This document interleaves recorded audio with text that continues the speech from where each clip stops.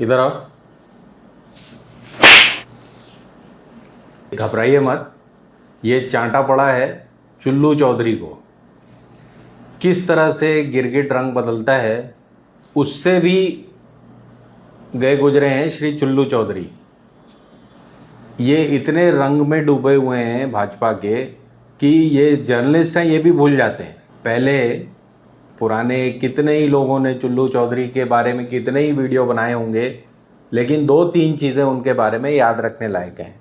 पहला, उन्होंने दिल्ली वासियों को जो गालियां दी थी जब केजरीवाल इलेक्शन जीत गए थे 2018-19 में असेंबली इलेक्शन जब जीत गए थे, तो उन्होंने लगातार दिल्ली वासियों को गालियां देना शुरू की थी, ये कहते हुए कि ये बड़े आलसी लोग हैं, बड़े फ्री बीज चाहिए इनको, हर चीज़ में पैसा चाहिए, हर चीज़ में फ्री चाहिए। ऐसा करके इन्होंने बहुत बदनाम किया था दिल्ली वासियों को। दिल्ली वाले बस अपने में मस्त रहना चाहते हैं। वो ये चाहते हैं देश टूटे फूटे या ना टूटे, कुछ भी होता रहे, मेरा जीवन आराम से चलना चाहिए। जब हम वोट डालेंगे तो वोट इस चीज पर डालेंगे कि मुफ्त में कौन कौन सी चीज कहां पर लगी हुई है। जब हम वोट डालेंगे तो हमें यह देखना है कि सेल कहां पर लगी हुई है।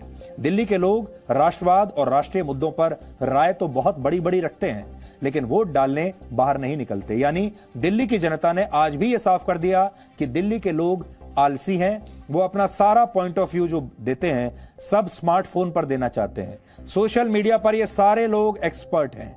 ये सारे लोग तो असल में अगली बार यही चाहेंगे कि चुनाव भी सोशल मीडिया पर ही हो जाए, क्योंकि उसके लिए इन्हें पोलिंग बूथ तक जाने की जरूरत नहीं पड़ेगी। इसलिए दिल्ली की जनता ने आज ये बता दिया कि वो सिर्फ अपने स्मार्टफोन से चिपके रहते हैं, वो वोट डालने नहीं जाएंगे, बातें बड़ी बड़ी करते रहेंगे। उसके बाद बंगाल हार गए। भाई कहाँ वो 200 सीट की बात कर रहे थे अमित शाह, तो ये कूद कूद के कह रहे थे कि देखो क्या होने वाला है बंगाल में और ये होने वाला है, ब्लैक एंड वाइट सारा। लेकिन जब हार गए तो इनका विश्लेषण क्या था, अरे ये बंगाली भी दिल्ली वासियों की तरह फ्री भी चाहते हैं, विकास नहीं चाहते। तो विकास हार गया है बंगाल में।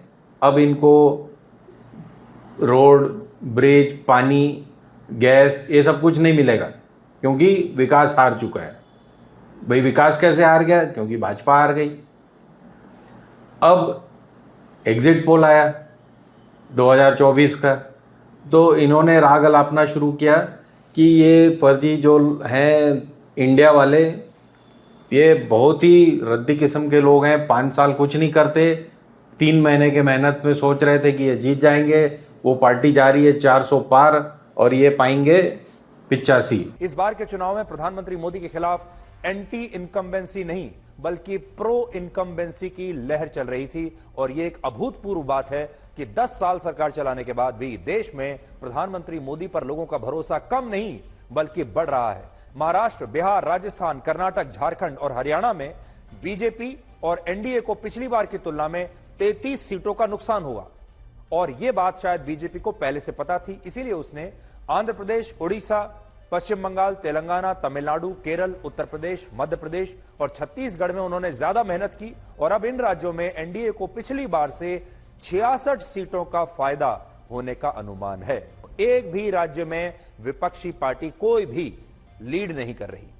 चौथा, चुनाव लगातार 5 वर्षों की मेहनत से जीते जाते हैं, ना कि 5 महीनों की मेहनत से। और कांग्रेस और बाकी विपक्षी दलों ने यही सोचा कि वो आखिर के 4-5 महीनों में मेहनत कर लेंगे और ये चुनाव जीत जाएंगे, जबकि कोई भी पार्टी इस शॉर्टकट वाली मेहनत से चुनाव जीत ही नहीं सकती। आपको 5 साल दिन रात परिश्रम करना पड़ता है। तो ये कहते कहते वो 2 दिन उन्होंने खूब बिताए सेंसेक्स में और शेयर मार्केट में क्या हुआ इस बीच में, इनमें इन्होंने जो भी सहायता कर सकते थे करी। उसके बाद जब हार गए तो अब बता रहे हैं कि देखिए मुसलमान ने कितने अच्छे से वोट दिया।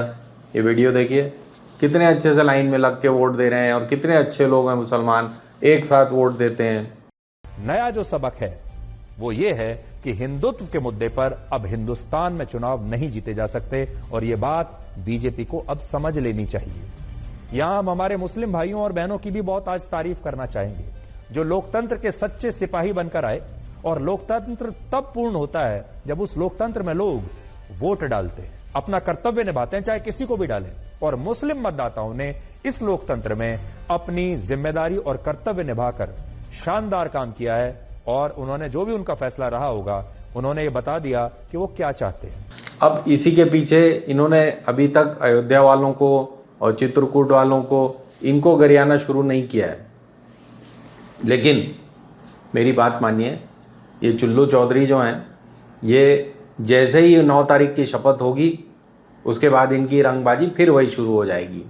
और अगर नहीं हुई शपथ, आरएसएस वालों ने कुछ पेंच डाल दिया या नीतीश और चंद्रबाबू ने कोई पेंच डाल दिया, तो ये फिर उनके पीछे लग जाएंगे। आप देखते चलिए, ये गिरगिट जो है, पत्रकारों का गिरगिट, ये कभी भी वसूली भाई बन जाता है, कभी भी आरएसएस का आदमी बन जाता है, मैं भी पूछ सकती हूँ सिद्धि जी, क्या हुआ जब आप जेल में थे? कभी भी भाजपा और मोदी का प्रशंसक बन जाता है, और जब मौका पड़ता है तो अब मुसलमानों की बड़ाई भी कर लेता है। तो ये पत्रकार नहीं है, सही में दलाल है। और ये ब्लैक एंड वाइट का प्रोग्राम जो इनको मिला हुआ है, वो इनकी दलाली की वजह से मिला हुआ है, पत्रकारिता की वजह से नहीं। धन्यवाद। हिंदुस्तान जिंदाबाद।